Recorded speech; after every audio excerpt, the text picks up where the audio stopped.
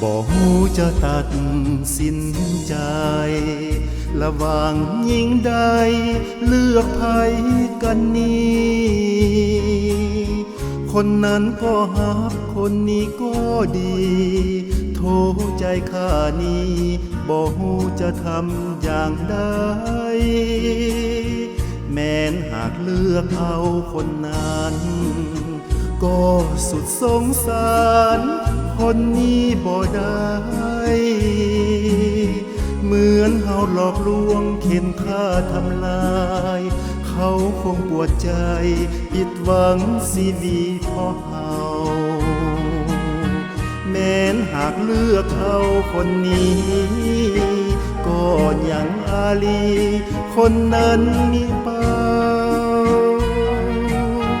คนนั้นคงเจ็บปวดร้าวอับเศร้าเป็นรักสามเศร้าเป็นเงาบันหาหัวใจบอกฮู้จะเลือกไผกันหักเขาเท่ากันทั้งสองของใจให้วันเวลาเพื่อตัดสินใจคำว่าสองใจเหตุใดหรือเป็นตัวเฮา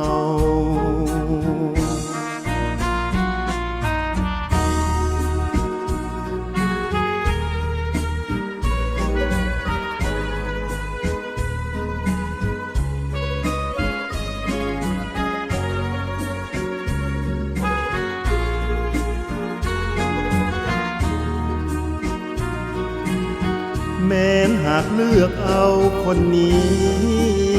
ก็ยังอาลีคนนั้นมีเบาคนนั้นคงเจ็บปวดร้าวอับเศร้าเป็นรักสามเศร้าเป็นเงาปัญหาหัวใจบอกฮู้จะเลือกใครกันหักเขาเท่ากันทั้งสองของใจให้วันเวลาเพื่อตัดสินใจคำว่าสองใจเหตุใดหรือเป็นตัวเฮา